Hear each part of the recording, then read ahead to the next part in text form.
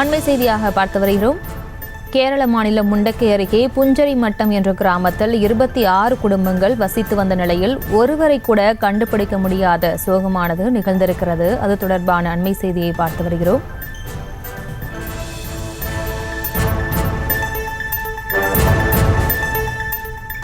இது தொடர்பான மேலும் விவரங்களுடன் இணைகிறார் செய்தியாளர் அருண். அருண், வணக்கம். தற்போது கேரள மாநிலம் வயநாட்டில் நிலச்சரிவில் ஏற்பட்டு பல்வேறு தரப்பினர் உயிரிழந்திருக்கிறார்கள். இதில் குறிப்பாக 26 கிராமங்களை சேர்ந்த மக்கள் இதுவரை கண்டுபிடிக்கப்படவில்லை என்ற தகவல் வெளியாகியிருக்கிறது. இது தொடர்பான முழு விவரம். பிரியங்கா, வணக்கம். அதாவது நாம் தற்போது இருக்கக்கூடிய இந்த முண்டக்கை பகுதியிலிருந்து சுமார் ஒரு 3 கிலோமீட்டர் தொலைவில் இருக்கிறது இந்த புஞ்சரி மட்டம் என்ற கிராமம். இந்த கிராமத்தில் சுமார் 26 குடும்பத்தினர் அங்கு வசித்து வந்திருக்கிறார்கள்.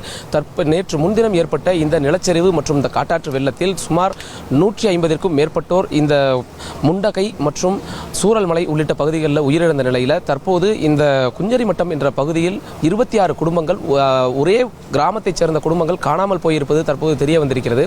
இந்த கிராமத்தில் இருந்தவர்கள் அனைவருமே அந்த பகுதியில் வசித்து வந்திருந்ததாகவும், நேற்று முன்தினம் ஏற்பட்ட அந்த நிலச்சரிவில் அவர்கள் எங்கு சென்றார்கள் என்ற நிலை தெரியவில்லை என்றும் இந்த பகுதியில் இருப்பவர்கள் கூறுகிறார்கள். குறிப்பாக பிரபல நடிகர் அஜித் நடித்திருந்த சிட்டிசன் படத்தில் வரக்கூடிய அத்திப்பட்டி கிராமம் காணாமல் போனது போன்று இந்த கிராமம் காணாமல் போயிருப்பதாக அவர்கள் தெரிவித்திருக்கிறார்கள். தற்போது இந்த பகுதியிலிருந்து மீட்பு படையினர் தற்போது அந்த இடத்திற்கு சென்று அங்கு பார்த்து கொண்டிருக்கிறார்கள். அந்த இடத்தில் யாருமே இல்லை என்ற ஒரு நிலைதான் காணப்படுகிறது. அனைத்து அந்த இடங்கள் முழுவதும் வீடுகள் அனைத்தும் தரைமட்டமாக கிடப்பதாகவும், அங்கு இருந்த அந்த பாதி வீடுகள் வெள்ள நீரில் அடித்து சென்று விட்டதாகவும் கூறப்படுகிறது.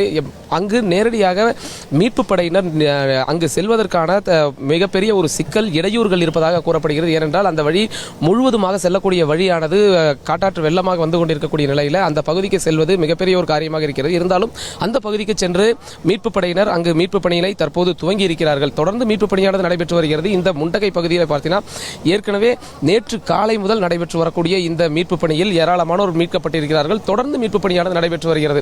நாம் தற்போது பார்க்கக்கூடிய இந்த பகுதி அந்த முண்டகை பகுதி தான். இந்த முண்டகை பகுதியில் ஏற்கனவே இன்று காலை மனித உடல்களை மோப்பம் பிடித்து கண்டறியக்கூடிய 3 மோப்ப நாய்கள் இங்கு வரவழைக்கப்பட்டன.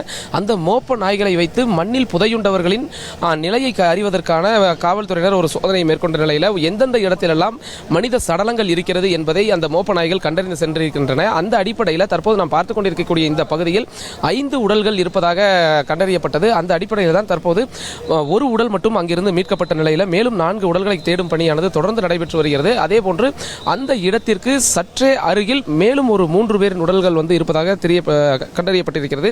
அந்த உடல்களை தேடும் பணியும் தொடர்ந்து நடைபெற்று வருகிறது. அதேபோன்று நாம் நிற்கக்கூடிய பகுதிக்கு மிக அருகில் ஒரு 7 பேரின் சடலங்கள் இருப்பதாக கூறப்படுகிறது. இந்த 7 பேரின் சடலங்கள் இந்த பகுதிக்கு தொட்டு அருகில் இருக்கக்கூடிய ஒரு பள்ளிவாசல் இருக்கிறது. அந்த பள்ளிவாசலுக்கு அருகில் இருந்த குடியிருப்புகள், அந்த குடியிருப்புகளில் இருந்து சென்றவர்களின் சிக்கியிருந்தவர்களுடைய உடல்கள் தான் இங்கு இருப்பதாக கூறப்படுகிறது. எனவே இந்த அடுத்தடுத்து இருக்கக்கூடிய வீடுகளுக்கு அடியில் சிக்கியிருக்கக்கூடிய உடல்களை மீட்கும் பணியானது தொடர்ந்து நடைபெற்று வருகிறது.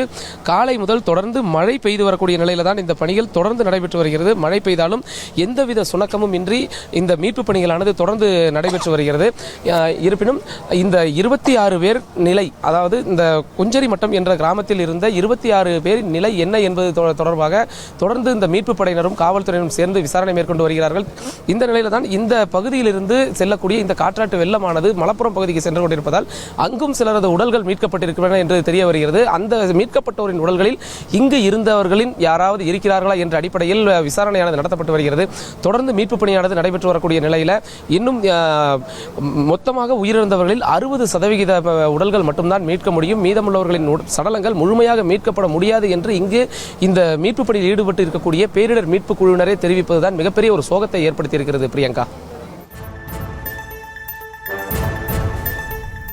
உங்களுடைய முழு விவரங்களுக்கு நன்றி அருண்.